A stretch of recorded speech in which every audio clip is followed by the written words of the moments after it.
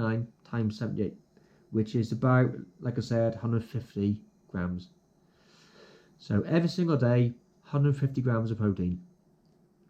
If you want to know, that's about 600 calories so far on my daily diet. The next thing you do is I'm going to work out my carbs. So it's going to change a little bit. I'm going to work out my diet. I've worked out my diet so far on the old method I used to use when I was bodybuilding. It's my old method. There's a little table which says if you do no exercise, have a small amount, bit more exercise, a bit more. So really, this is where if you're going to personal training, it's not like a one-off diet. Here you go, take it away, and that's it. You're supposed to have like a personal training consultation at the start where someone will weigh you, and then after a week, a trial and error. Because unless you're going to be in a science laboratory and you're doing all these expensive tests which you can't do in your house, there's no way of knowing how much carbs and protein you're using or needing just by guessing. So if anyone goes to the gym and you pay £30 an hour and you have a personal training session and he gives you one diet, he says there you go for 12 weeks, stick to that, that's rubbish. It won't work. After 3 or 4 weeks you might lose a bit of weight, but then you can't keep the same diet. What you do, you start off at the start. After a week, if you have lost or haven't lost enough, which I think is doable, you can adjust it. So I haven't got like a food diary at the moment, so I don't know what I'm eating. For the last 2 years, I've just eaten rubbish. I haven't stuck to any diet at all. Yeah, I stick to the same general stuff. Like this morning, I had porridge at breakfast. Didn't weigh it, but I've had takeaways. I've had loads of food. So this is just a guess, because I know that the amount I'm going to say now, I think it's on the extreme level of carbs. But if I'm doing a lot of cycling, this is like where you're going to need the carbs. So I'm going to have 5 grams of carbs for every kilogram of lean weight. Remember the 78 grams lean? So 5 times 78 is about 392 grams of carbs every day, per day. So 392, if you want to know what that is in calories, just to keep a tally, you multiply that by 4, which is about just over 1,500. Last thing I'm going to do is fat. Now, there's a few different ways of working out fat. People have different ideas. You read a lot of people saying these days, oh, you need fat in the diet, so they're having loads of avocados and nuts and this and that. Let's put it simple, right? Fat is fat, right? If it's body fat, you don't need it. You probably got a fat in your stomach, and you also have fat in the veins, in the muscles, in the arteries, in the capillaries. Fat's everywhere. You don't need fat. There's no good fat in your body. If it's belly fat, it's just a big tub of fat on your belly. You don't need that. It looks not very good and it isn't very good for your body. You've also got fat in the body surrounding the hearts and the organs. When you're talking about you need it for body function, you need a tiny amount. Look how skinny marathon runners are and endurance athletes, and they're not dead. So before you start saying, oh, I'm fat, but I need to eat fat, have an avocado, have some nuts. No, you don't. Unless your hair's falling out and your skin's peeling off, you don't need extra fat. And so really then, I'm going to cut out as much fat as possible. But it's very, very, very hard to have a 0% fat diet. I tried it before on the bodybuilding diet, and unless you're eating just chicken and just bananas or whatever, everything has got a tiny bit of fat in it. So once you're having 2,000 calories, you're going to have a little bit. So, oh, hang on, telephone call. Just declare that. I think we're back in it. Just cancel the phone call. She won't mind. Okay, so it's very, very, very hard to have a 0% fat diet. So even though I say it's rubbish, you don't want to have fat, I allow a little bit of fat in my diet just so it's a pain in the ass when it comes to calculating your diet. So I allow about 10%. The way I do this is you add up how much calories you're having in your protein, add up your calories in your carbs altogether. That wants to be about 90% of the diet, which leaves about 10% left for fat. So I've done the maths. My math isn't great, so if I can do this maths, when you look at it and you go, oh, look at the figures, it's not hard at all, maths. But if you want to know, send me a message and I can work it all out. It's easy. I'm going to have about 240 calories of fat per day. So if you want to work that out in grams, you need to work it out in grams as well to do your diet. It's about 27 grams of fat a day, which isn't a lot really. For nuts, there might be a little small handful of nuts, so it's not a lot. But if you've got fat in your body, so I had 5% fat, you don't need to eat more fat. I've already got 4 kilograms of fat in my body. If your body needs it, it'll break that down first. When my hair starts falling out, my skin falls off, my teeth fall out, then you'll think about having extra fat in the diet, nuts and avocados and other stuff. I haven't worked out what the diet is yet. That's just the numbers. I'm going to open up the laptop after. I've got loads of foods saved on my laptop already. On my old Instagram, I did post the other day that I was thinking about being a vegetarian. What that was is because on Netflix, a new film popped up. I think it's called Game Changers, if you want to have a look at it. I watched that while I was on the Turbo Trainer, and it's interesting. There's a few things on there which make sense, and makes you think, oh, yeah, maybe. But also, the film is biased one way. You can be brainwashed into thinking that it's amazing. This film is about a martial artist. He hurt his knees. While he was injured, he researched how he could recover quicker. Oh, hang on. He researched how to recover quicker, and he looked at vegetarians. You can recover better, quicker. You can get much protein in your vegetarian diet. He then went to, he picked like 10 athletes. There's a cyclist, a couple of boxers, American football players, and they did really well. And he said, oh yeah, well, she can win the Olympics if she's a vegetarian. That's one female athlete who just so happened to be a vegetarian won a medal. But how many women and men win gold medals but aren't vegetarians? More than one. So actually, I was thinking about it. I think I did a little change. I could add some more stuff. 2 things make me think not though. Well, actually 3. I do like meat. I do like chicken. But I did try once to make most of my diet up from vegetables. So instead of chicken and meat, I was trying to have, I think it was lentils and soybeans. But the amount of lentils and soybeans you've got to eat instead of a bit of meat to have the same amount of protein is massive. Plus then you add in all your rice and your vegetables you're having for your carbs and your vitamins as well. You're talking a hell of a lot of food. Now that is a good thing, because when you're on a diet it means you're eating more quantity of food for the same amount of calories, but it's a lot of food, a hell of a lot. And to eat that much lentils and rice is boring, it's horrible, and it's very hard to eat.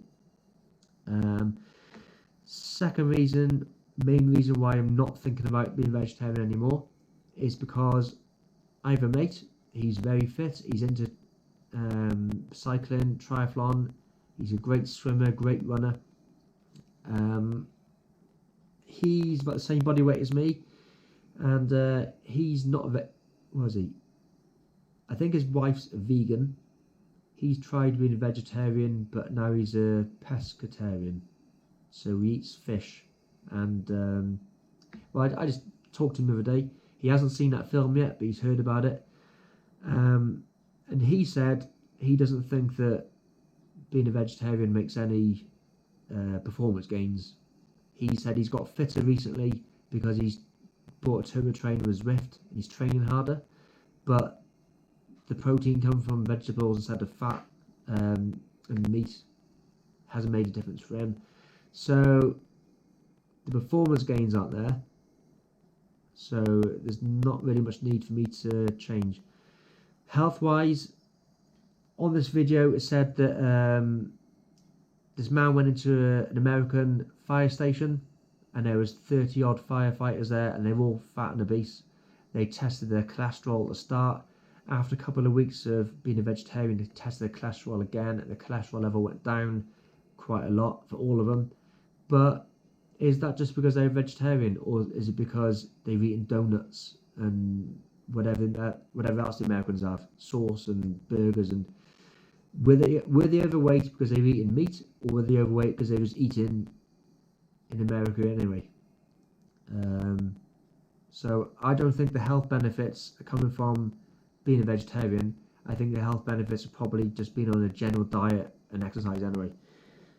I have had, not recently, but I have had cholesterol tests, blood tests, and I know my blood pressure is amazingly fine. My cholesterol is all fine, everything's fine. Even when I was a bodybuilder, it was fine. I feel healthier and fitter now than what it was when I was a bodybuilder.